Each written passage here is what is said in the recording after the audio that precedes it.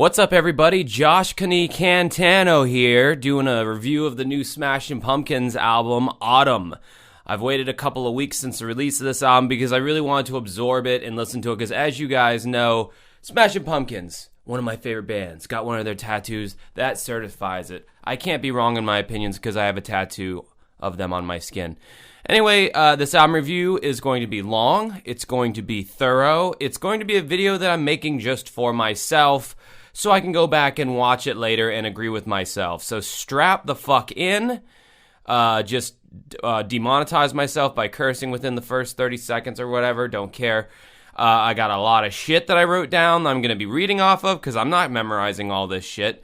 And yeah, we're going to tackle the new Smashing Pumpkins album, Autumn. It's not very good. Okay, so Autumn is a project that is going to span 3 albums, and Billy famously teased it as being a sequel to Mellon Collie and the Infinite Sadness, their major breakout hit in 1995, although one could argue 1994 or 93 Siamese Dream was their breakout album. But anyway, they had 2 smash albums back-to-back, and Mellon Collie was the second double disc one that... come to find out, years later, Billy has said that, yeah, Mellon Collie was a concept record. Really? How? Anyway, we'll get more into that later. So, he explains it as a concept album, which he also went on to say that Machina Parts 1 and 2 were also concept records, come to find out, ladies and gentlemen. Now, I guess I could see Machina being more of a concept record, especially the second Machina album. But the second album was only available online at a time when not many people had internet access, especially like high-speed internet access. So I doubt many people heard it at the time. It's been one of those albums that's been kind of dredged up over time, and now it's like all over the internet. But so yeah, 22 years later after Machina, 27 years later after Mellon Collie, Billy apparently still has the juice in him to make 3 albums that he feels stacks up to the legacy of Mellon Collie and the Infinite Sadness, and even to a lesser extent Machina. So okay, let's give it a listen. So the album, it starts out with a gong. We're ready. That kind of tells you everything you need to know about this album going forward. First track opens up. It's an instrumental called Autumn, or how Billy says it, Autumn. It's a special way you gotta say it. That's just how artsy Billy is. You can't even just call it Autumn. It's Autumn. This is an instrumental track, but it has nowhere near the heart of the instrumental that kicks off the Mellon Collie and the Infinite Sadness album. And I kind of hate the synth patches used at the start of this album. It definitely gives the theme that this album is taking place, or this concept is taking place in outer space. It's got kind of like the synth sounds have this like 70s sci-fi quality to it, kind of cheesy. Maybe he was going for that. And then the drums and guitar and all kick in, and it feels very Pink Floydian, which we know Billy is a big fan of the Pink Floyd, which I am too. It's an alright song. Butterfly Suite kicks in. Now, Billy Corgan is someone who can write some of the heaviest shit in alternative rock. But then he's also got this side of his personality that's very dandy and feminine, and we definitely hear that in this song. I mean, first of all, the song is called Butterfly Suite. It starts out with this very fluttery synth and vocal melody, but maybe he's trying to establish some kind of like calm before the storm thing, since this is a concept record. But this song is not doing anything for me personally at all. And then the drums and bass come in, which sound very reminiscent of something you might hear off of the album Machina. And then when the guitar finally kicks in, they're even doing some like trap rap, like drum bits there. It's some interesting contrast in the song, but ultimately to me it sounds like a Machina B-side. Next song is The Good and Goodbye. The song starts out with some low rumbling space sounds, and then the guitar finally kicks in with a very modern sounding drum production. I mean, I get that this is 2022, but the Pumpkins have sounded so overproduced for the past, 15 years. Like, seriously, go back and listen to Mellon Collie and hear how low Billy's voice is in the mix on most songs, and how the drums aren't nearly as punchy, and how the whole mix just sounds like the band were in one room recording together, rather than each instrument being carefully tracked separately in a control room and then stacked on top of each other in Pro Tools and then passed off as like a band record. Like, seriously, like the Mellon Collie album, like when I go back and listen to it now, like it doesn't have that like brick walled loudness that all modern rock sounds have now. It's kind of almost like, it's got almost like a lo-fi vibe to it on some of the tracks, and I loved that. It gave it such a charm, and you know, I mean, if you take all the studio production away, at the end of the day, the songs were there. So, I mean, that's really what counts, is like they had really great songs. So yeah, anyway, going back to this album, at the midpoint of this song, The Good and Goodbye, Billy Corgan does this guitar solo, which very much like throws back to like his mid to early 90s guitar solos that he did, which was nice to hear, because I think at this point, most Pumpkins fans are just starving for that classic sound. Billy has innovated enough with his solo albums and with Zwan and with all the other projects he's done. He's innovated enough. But this is the fucking Smashing Pumpkins. You spent a whole decade from 1990 to the year 2000 establishing a sound that the fans liked, and you sold a gajillion records, and clearly something was working.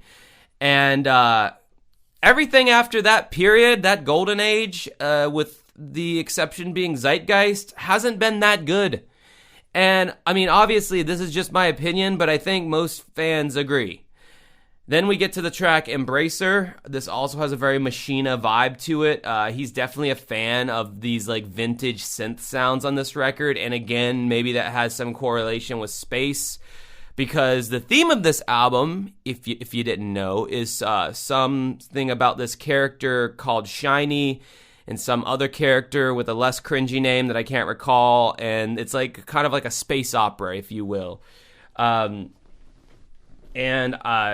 I know all that from listening to Billy Corgan's 33 podcast, which I will now talk about. I heard about this podcast from someone commenting on one of my other Smashing Pumpkins videos, so I looked it up on Spotify. And I got through like the first 3 episodes, and I just couldn't listen to it anymore, man. It is so you got these 2 hosts that I've never heard of. I guess they're involved with Billy Corgan's wrestling faction of whatever he does, because he owns some wrestling company. And they're hosting the show, and Billy Corgan's on the show on his podcast. And it is just, the entire podcast is just Billy Corgan glorification hour. It is the 2 hosts are kissing his ass, saying that everything he's ever done in the past is great, and everything he's doing in the future is great, and how he's just great. And Billy is talking in this very like put on kind of way, sounds very out of character for him. I've heard him in interviews, I've heard him in documentaries, how he actually talks, and he's putting on this like this character, like he's speaking to a bunch of little kids or something, explaining to them why his music is so great, and these concepts for these songs for this upcoming record, and the concepts are just so like highfalutin and not anything that was remotely as relatable as like the Mellon Collie record, or maybe even the Machina record, even though I still don't really see how those are fucking concept records. I've listened to concept records. Pink Floyd The Wall was a concept record. Genesis Lamb Lies Down on Broadway is a concept record.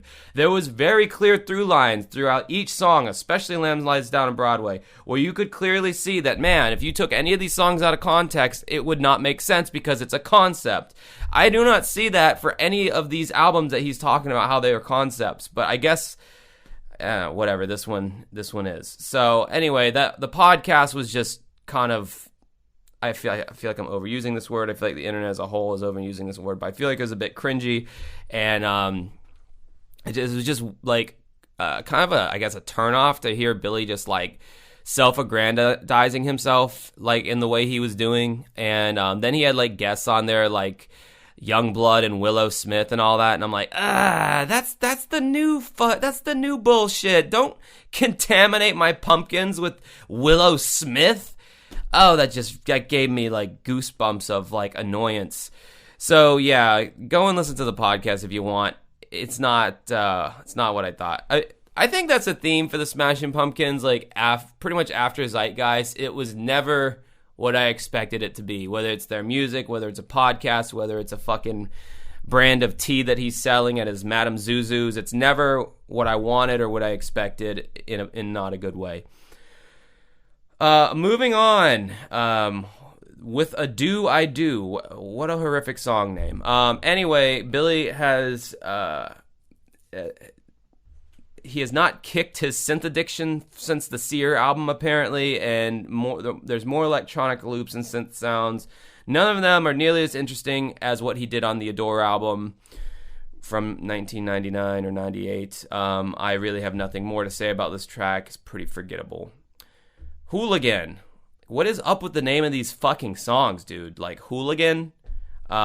More pseudo-electronic rock going on here with the annoying chorus.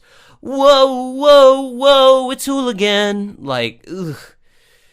God, his not only has his, like, lyrics gotten just really, like, foolish and just out in the realm of just being silly, but his voice and his vocals and the choices he's making now are just like, how can I make a song as unlistenable as possible? How can I make a song as undesirable to play for anyone as possible? But he tops himself before the end of this album. You just wait.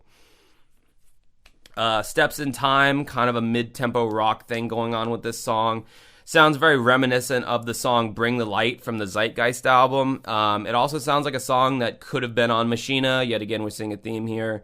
This one is more listenable, mainly because it at least has a shred of rock to it, because, you know, the core of the Smashing Pumpkins is a guitar-driven fucking rock band.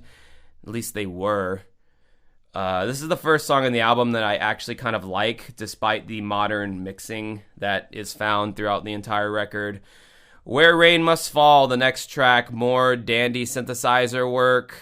He's singing in some weird vocal inflections on this one song in particular, and he never really goes back to singing that way. Beyond the Veil. Driving rhythm, interesting guitar work, almost has a Finger 11 Paralyzer vibe to it. This song feels the most immediate. That's probably why it has literally double the amount of streams that any of the other songs on this album has. But to my knowledge, no single was ever dropped for this album, which they did release their teaser single for the albums with a while back with the song, of course, Beguiled, which I made a whole video about, which I really liked. And it's just weird to me, like, that you'd be releasing part one of your 3-part album series, and the first single you're dropping is not off the first album, it's off the second album. Are you saying that you didn't have a good enough single off of this album to even drop a single? I mean, was that a record label decision? I think Billy Corgan's pretty self-sustained right now, and he just does whatever he wants. And again, I could be completely off topic here, completely wrong, but I don't think they released a single for this album. But yet they did release Beguiled to... So does that mean that Beguiled they think is like the strongest song out of all 3 records? Because if so, that sucks. Because I mean, Beguiled is a good song, but it's not like the best Smashing Pumpkins song I've ever heard by any stretch of the imagination. I felt like it had a great verse, but a very weak chorus. But the verse was enough to make it interesting and make me want to listen to it. But yeah, Beyond the Veil should have been the single for this album. Don't know why it wasn't, but whatever. Then we get to the next song. Hooray! I hate this song so much. Like, what is he doing? Like, why is he trying so hard to make me hate this band? Like, I don't get it. So this is probably the worst song the Smashing Pumpkins have ever made. The opening to this song sounds like something you would hear at like a gay discotheque, or a song that would be found off the Napoleon Dynamite soundtrack. Like, yes, the Pumpkins have had quirky songs in the past with songs like We Only Come Out at Night, but at least that song was well written and you could understand what the fuck Billy was even talking about. Even though it was a concept record, it was still relatable. The concept on this record has been so far missed by myself at this point. The lyrics to this song, out on the plains of Chickamauga, rode a lassie knight, could lasso strains. She knew but would not follow, a Valentine arriving on their bay, whose flower out of rage, our only knowledge of life, big college, that summoned up the stage. It was high, high, high, yay. So giddy up and she'll confound you. Let's giddy up and up. What does any of this have to do with hooray, or anything for that matter? Oh my god. Anyway, so that goes down in history as the worst. Go listen to the song. Go listen to it. It literally is a joke. Especially the beginning. It sounds like a fucking joke song. He's worn a little too many of those mid-20th century nightgowns at this point. I think it somehow corrupted his brain in thinking he's some kind of Dickensian wordsmith that's like blowing people's minds with his corny lyrics. Anyway, we get to the last song, The Gold Mask. Fake sounding drums sound like these came off some old 80s drum machine. God, the drums sound so bad. I cannot stress how bad the drums are. The song itself sounds like if a flock of seagulls had sex with the Smashing Pumpkins' last album, Seer, and they had a child, is what this song sounds like. And with that, we get a whole lot of nothing out of this album. I have no hope for the next two albums that are coming out. Billy's experimentation has gone too far. He has every right to do whatever he wants. Yes, you are right, commenters who are going to comment that. He has every right to do whatever he wants. But you would think that what he wants is to make music that his fans like. But no, I genuinely don't think that he cares what his fans think about his music or the legacy of the Smashing Pumpkins. As long as his old material is still generating income to pay his bills, he's going to keep putting out this experimental crap under the name Smashing Pumpkins. This was a William Patrick Corgan album, not a Smashing Pumpkin album. Debate me in the comments, bro. What do you think about this album? It's not good, so don't try to say it is. I understand the whole, his hate and his disdain for the guitar. I understand his hatred for rock and heavy music. I get that the Billy of 1991 is not the Billy of 2022, and it never will be. And people should grow, and you shouldn't keep making the same album unless you're Rammstein or AC/DC. But those are actually, they just keep consistently putting out good albums. Most artists, yes, they do evolve, and those tend to be my favorite artists that evolve. But the Smashing Pumpkins are devolving. Just because you put different instruments or more instruments on your album that aren't traditional rock instruments, that doesn't mean you're growing. It just means you have instruments on your record that aren't guitar or a traditional bass guitar or a traditional drum set. That's literally all that means. It doesn't mean that you are like some kind of I don't know, insert experimental band here that's actually good. It boils down to the songwriting, man. And you just go back and listen to his old albums and the songwriting and the care and Adore, especially. Like, that was an album that I used to dislike as a teen because it wasn't rock enough, man. But honestly, Adore is like one of their best albums, and the songwriting is just so. I mean, dude, Behold the Nightmare. Go and read the fucking lyrics to that song and not get emotional just reading the lyrics. Like, now this is what we have. We have where's it at? So giddy up and she'll confound you. Let's giddy up and up. We want to stray. Take me up and up till life astounds you. Giddy up and right off the page. Unalive myself. And I mean, this is also like with the caveat of like having to listen to Billy's like badly aged voice. I think it's a combination of three things when it comes to his voice. He's choosing really bad melodies now that like just don't stick in your head whatsoever. He is mixing his voice way higher in the mix than what it needs to be. And then C, his voice is just aged and just is more grating to the ears than it used to be. And yeah, I mean, I think that's all I got for this album. That's all I got for my Pumpkins rant. And yeah, they're one of my favorite bands. I greatly care about this band. That's why I'm making a negative video, because I critique the ones I love. I guess I'll put it that way. Anyway, send me your comments. Till next time, have a good rest of your night.